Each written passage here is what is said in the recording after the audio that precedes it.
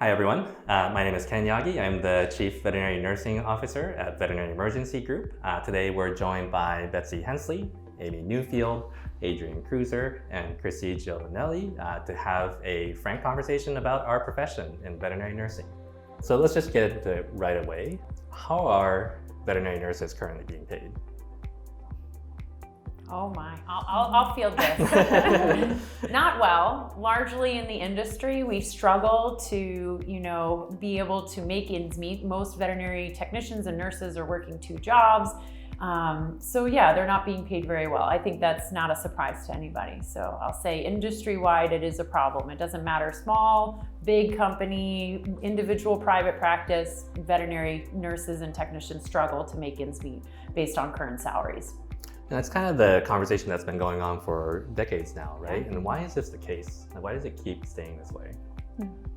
I think one of the first things that I think of is just about what owners can afford and having to think about pricing for the services that we provide. Pet insurance is not really well utilized universally yet, so it means that we really have to be careful about what we're charging, which then limits pay for the nursing staff that we're providing as well. So hopefully in the future, as we utilize insurance more and can look to charge more for some of those services, that may help bring in the revenue to pay our nurses better. I also think it has a lot to do with the value put behind veterinary nurses. I feel like historically, right, through the evolution of our profession, we haven't been valued and utilized as we should be in a lot of practices. Not all, but in a lot of practices. So I think seeing the value in paying someone to do what we do as nurses hasn't been the standard, but I think it might be changing. Certainly starting to see some of the changes that happen. And so I think Chrissy started to go into a little bit, what are some of the changes that we need to make happen in order for the situation to be different? The public definitely just needs to recognize what our role is and how we are different maybe than the other veterinary professionals within a clinical setting, how we're utilized, what we can offer for the general public's pets, and place a value on that. So first and foremost, I think just educating the public so they know our role, just like human nurses. I can take that even a little further into the industry, right? So the industry needs to standardize what our role is and who we are and what our training is and what our credentialing is and all of that. So it's definitely, even outside of just the public, it's within our own industry, we need to standardize things. For sure. I think. Yeah. And I'll take it one step further and I'll say that we have to recognize that credentialing is actually a value to hospitals. I think, unfortunately, when this profession started off in the 1970s, the very first vet tech school opened up in the 70s. Prior to that, it was your best friend's neighbor or your kid that helped out in the veterinary hospital, so you paid them little to nothing. And unfortunately, those wages have continued on, and now we're in 2021 and we're still paying entry-level, on-the-job trained wages for people who have an Associates of Science, a Bachelor's of Science, who are doing far more skills and procedures than they used to do. It used to just be a job of cleaning cages and restraining. We're now monitoring anesthesia, we're putting in central lines, we're assisting with surgery. These are big deal things, and as such, our salaries should increase, but they unfortunately have not. I think people are scared to upset others who aren't credentialed too, so there's a lot of emotions involved in making that change and having those business leaders recognize different individuals differently. And so I think we'll start to get into the credential conversation, which is kind of our next topic. But before we do that, in terms of the pay and such, what's VEG doing to try to solve this issue? Good things, big things, veg things. Well, I mean, I'll say, I'll definitely give you credit. You kind of blew up the internet. If people have not seen the post, that pretty much went viral. So I'm gonna toss this back to you and say, why did yourself take this on and decide to really make a drastic change in veterinary nursing salary? What does that look like? And why did this happen to be a thing that VEG decided to do? So I guess that's, do you want me to answer this? I do. All right, that's fine. People want to hear from you too. So definitely, as I came in as the Chief Veterinary Nursing Officer at VEG, and we just set out to say, what are the types of changes that need to happen in order to solve the issues that we have with the profession? The first thing that came up is pay, for sure. But not just pay, being paid for the skill sets that people bring, for the credentialing that they may have, certifications, and people need to know that they can continue growing in this pathway, and there is a higher and higher ceiling. And so that's where the pay scale came in that the pay scale that you see out there today was really asking the question of, what do we need to do in order for people of our profession to have a career instead of having multiple jobs in order to make ends meet? And so really hitting the core of the issue that we have. Good job, Ken. So maybe we can move into the credentialing part. The next question is, does credentialing actually matter, and why? Or why not? I think it should matter. Does it matter currently as much as it should?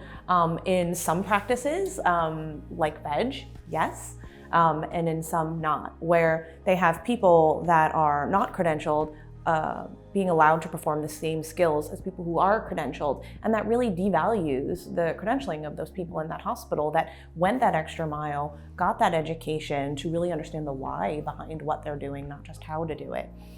So in a lot of those hospitals, people would probably say, it doesn't seem to matter here for me. Yeah, but I think for the future of our profession, it 100% matters. It 100% matters to change that, to change it completely to it does matter and it is required, because without that, we can't continue to move forward. And it's been years. I mean, in my home state of Massachusetts, we have been trying for over a decade to get the Commonwealth to make us an actual entity, an actual profession. And so it definitely needs to change so that we can continue to move our profession forward and continue to have a livable wage, and to also make this a career. Like Ken said, I love that it's a career, it's not just a job, and there is a difference in that. It'll also help to raise the standards of veterinary care in general if we have a governing body and ensuring that the patients are cared for by educated, skilled individuals, and that they aren't doing things they shouldn't do for the patient's safety. That is going to help pet owners as well. So that's why it should be an important topic for, like I said, the public in general too. And so for people who might be out there feeling like credentialing hasn't mattered for them, what does it mean for their career once they become credentialed, or why should they pursue that? I do think there's, unfortunately, one of the bigger problems is there's a lot of places, like Chrissy said, that don't value credentialing. There's a lot of states that, because it's different in all 50 states, what the requirements are, either you're licensed or credentialed or registered or others. And so it really devalues it. And so we need to bring that standard back up, that it does. Like I've worked in I've worked in several places where we were actually told, don't bother with your license, don't bother with your credential. And I still hear that from veggies. I still hear that from our people, that they've been told from other places that it didn't matter, so they stopped their program or they didn't take the VTNE.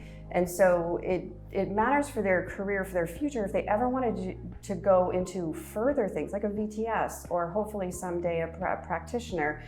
They need that foundation and they need that education as well to, again, know the why behind things, right? And know not to do that because of the why, right? And so it just makes the standards of care better, and it also just increases job satisfaction as well. Yeah, I think it empowers you. Knowing that why gives you confidence, makes you enjoy it more. You're not just doing a task. You see how when there's a disease process going on, how everything is connected, and it interests you more, it engages you more. And yes, it'd be great if credentialing always led to more pay, but it's beyond just the pay. It's just enjoying and truly understanding every aspect of what your job is, and then you get to educate others on what you're doing and pass it on, and that's fulfilling in a whole nother way as well. Or educating your coworkers, clients, a whole different variety of people that just makes you enjoy your job.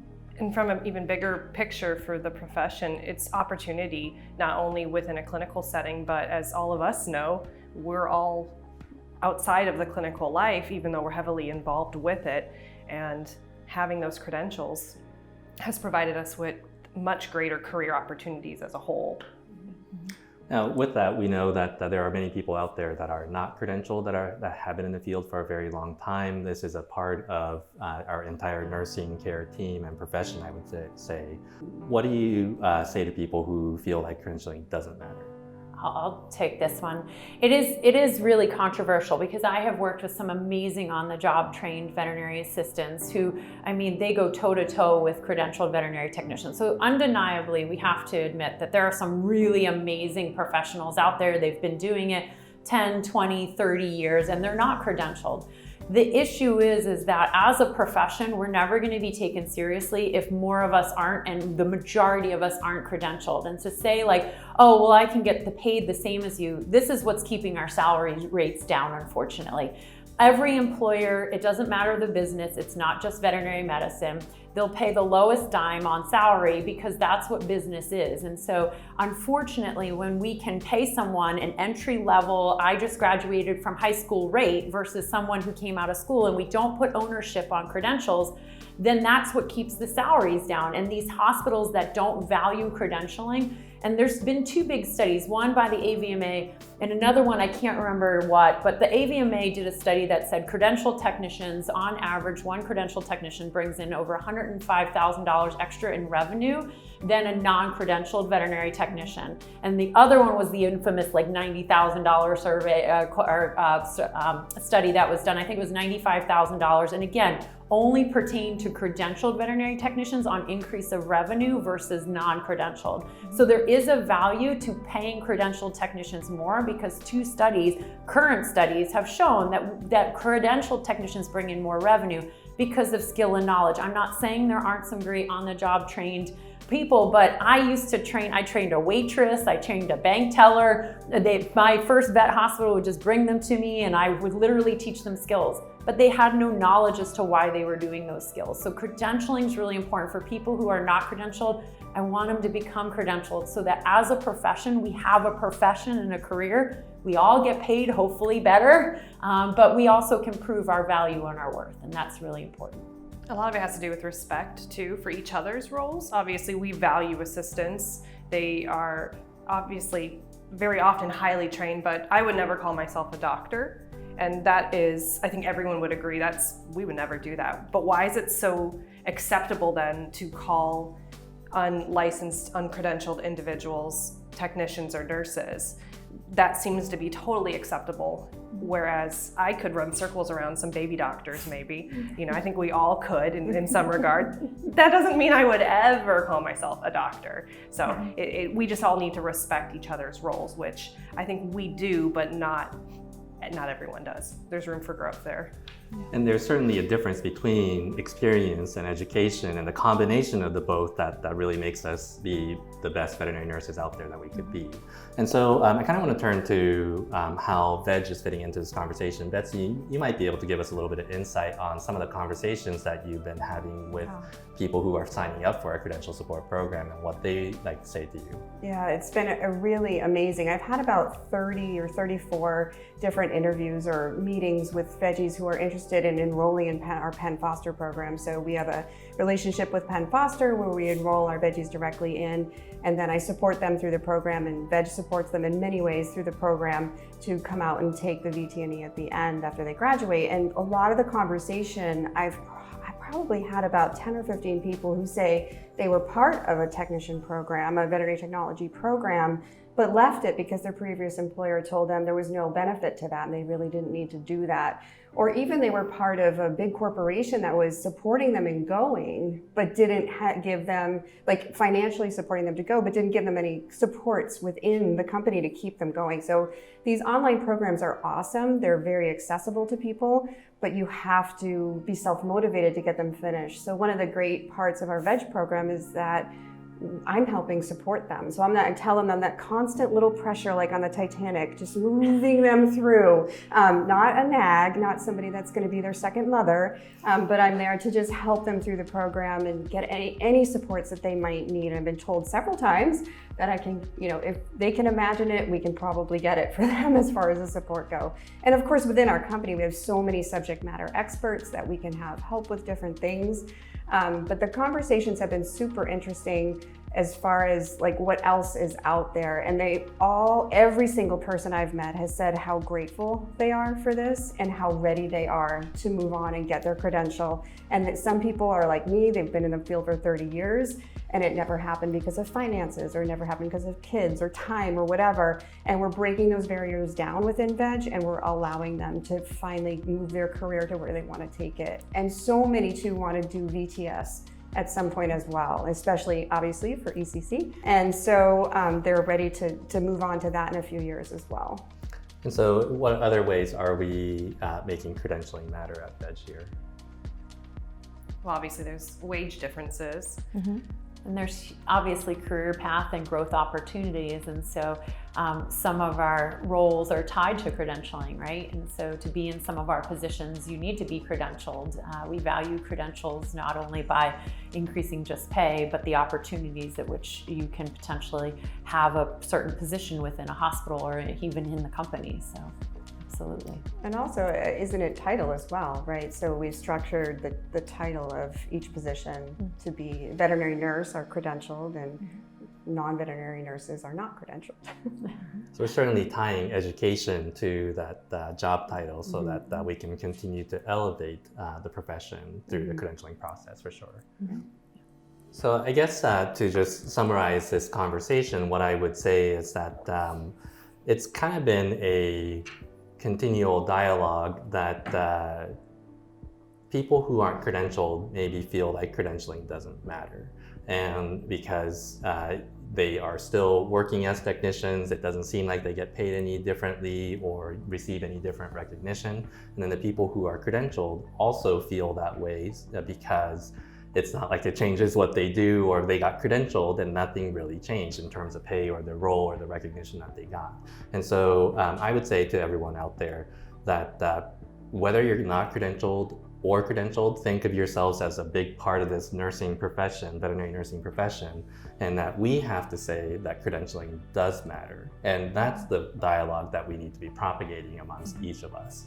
And then from the company side, and this is where VEG comes in, is that we're saying credentialing does matter. We do pay you more because of it. We do get you to do more. We do train you at the higher level because you have the knowledge to back it up. And so that's the way I think as an industry as a whole can say that credentialing does matter.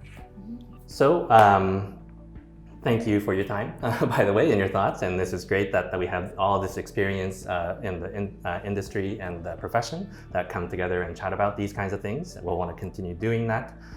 Special thank you to you guys, the viewers that are tuning in to take a look at this. Please leave any comments for us to respond to.